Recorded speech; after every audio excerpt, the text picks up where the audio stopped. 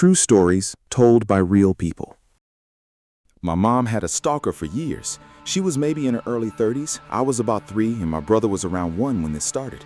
My dad would leave for work in the morning, and as soon as he was gone, the calls would start coming in. She'd answer the phone and some guy would be saying all this horribly sadistic and sexual things about what he wanted to do to my mom. She was beyond frightened and didn't know what to do. Sometimes the caller would describe what she was wearing at that very minute or describe what she was doing.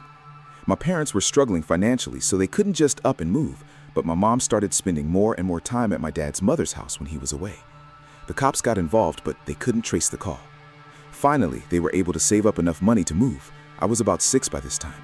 The phone number was changed and unlisted in the phone book. This was around 1988 when everyone still used landlines. My mom never got another scary phone call, but she had nightmares about it for years. When I was little, I remember going into her bedroom in the morning and she would be sobbing into her pillow. I didn't understand it at that point, but she explained later in life that she'd wake up from a nightmare and just shake and cry.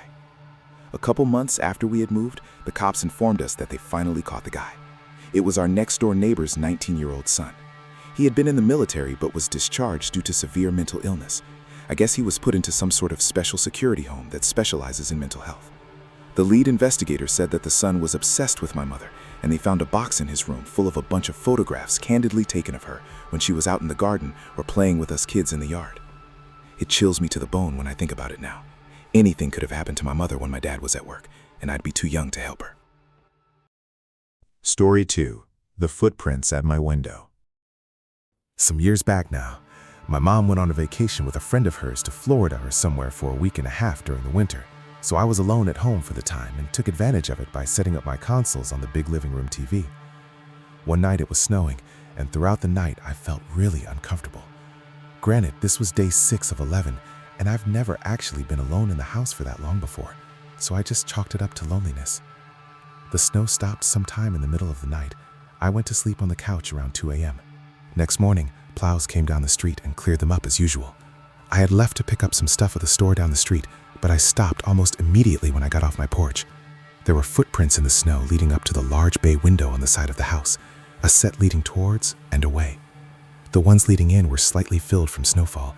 Then there were 2 footprints positioned right next to the far corner of the window, close to the rear porch and some largish bushes that were finely detailed and pointed toe towards the wall. Someone had been standing outside the window for a while, at least, staring into my house, and left when the snow stopped.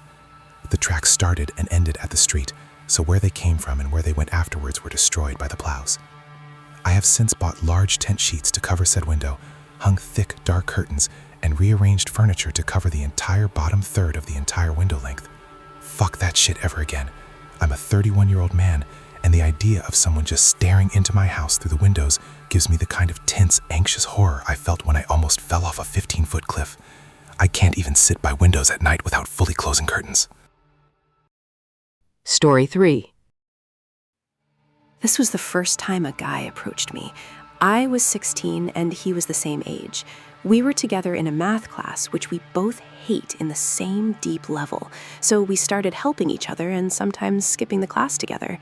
He was a hacker, and not a bad one for what he showed me.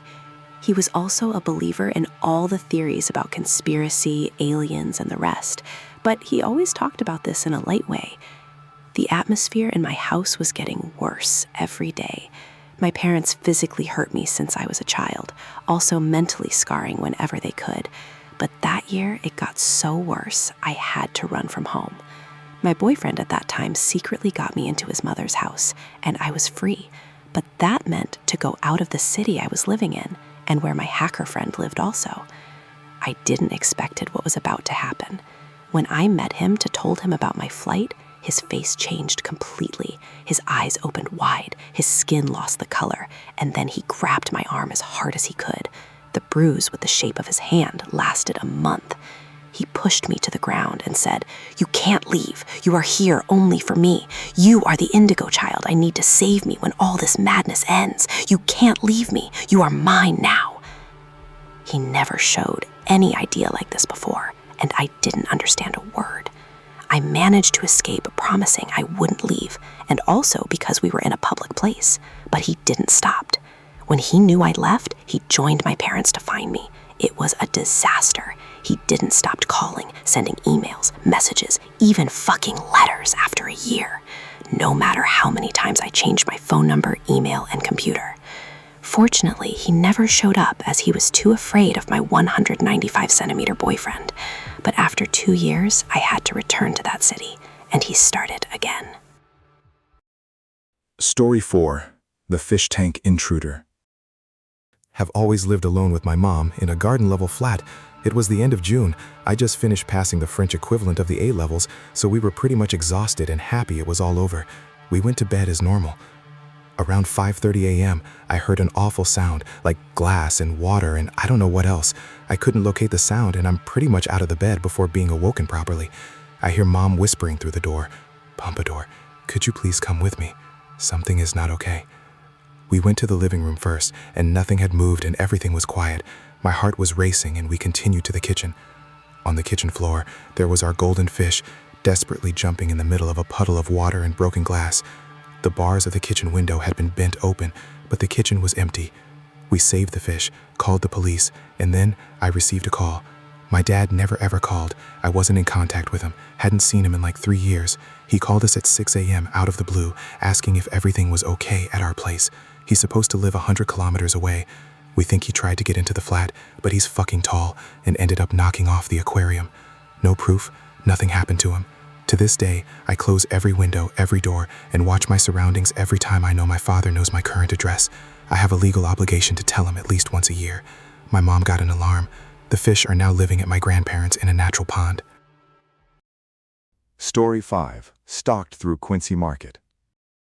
Senior year of high school, and I am a 6'2" athlete, so very little scares me, but this had me terrified. One of my classes took a trip to Boston, and we went to Quincy Market for lunch and shopping for a few hours.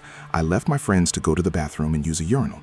Suddenly, I noticed that some guy was watching me while he was drying his hands. I went to wash my hands, and he walked past me and went to the urinal for some reason. He walked right behind, so I thought he was trying to pickpocket me. I looked up and saw he was standing in the urinal and had his head turned to the side watching me. Then when I left, he left from the urinal and followed me. I have very good situational awareness, and so I know about looking in windows and figuring out if someone is tailing you. Well, I walked around the market multiple times and through the inside crowds a couple of times. I kept an eye on him and stayed in very crowded areas the whole time. Every time I could see him, his head was turned to the side like he was looking at a store window, but his eyes were looking towards me. He literally followed for 10 minutes doing this until I went into a clothing store. I ended up heading to the back of the store and he was still following me. I ducked down and darted for the exit. After I got out, I had lost him. Then I find my friends and I was telling them what happened. Suddenly, I look out into the big open part of the market and there was no one there except the guy again walking at me and had his head turned. I point him out and say loudly, "That's the guy that is following me." He looked at me suddenly with a shocked look like he didn't realize I knew he was following me. He turned towards the nearest street and books it towards them. Suddenly, I hear a cop yelled, "There he is, get him!" And about 4 cops go charging after him. He was running towards a rundown van parked on a side street. You could see from where we were, and the cops ended up getting him before he got to the van. Nothing bad happened, but it scares me to think who was doing this and what they had planned.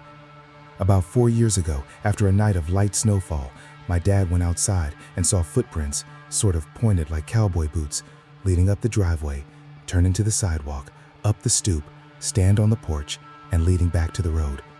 The thing is, we almost never used the front door because our garage was in the back, and all our friends and neighbors knew to use the back door as well. The thing about the prints is that the two in front of the door were deeper and more pronounced, like the person had been standing there a long time, just staring at the door. I thought it was creepy, but nothing happened for a long time after that, so I forgot about it. A year later, I adopted a dog. She was abused and is very timid and protective. If someone's on the porch, she lets us know. One morning, around 7 a.m., I'm woken up by my dog growling quietly. At first, I thought she heard a mouse, but then I heard slow, steady footsteps going up the stoop and walking across the porch. The screen door opens slowly, but still makes a lot of noise. This makes my dog lose her shit and the person runs off. I get up and look out the window but don't see anyone. There is no car in the road or in my driveway. The loud footsteps sounded like cowboy boots. I only noticed that recently when I bought a pair of my own. This happened a couple more times, and every time I never caught the person. If I hadn't been so chicken shit, I would have opened the door, but at the time my dad wouldn't let me know where he hid his gun, and I didn't feel confident confronting a potential threat without some kind of protection. I moved out a couple years ago, and my dad spends most of his time working or sleeping, so I don't know if it still happens. All I know is if that fucker tries to break in when my dad's there, he's gonna come face to face with one crazy motherfucker.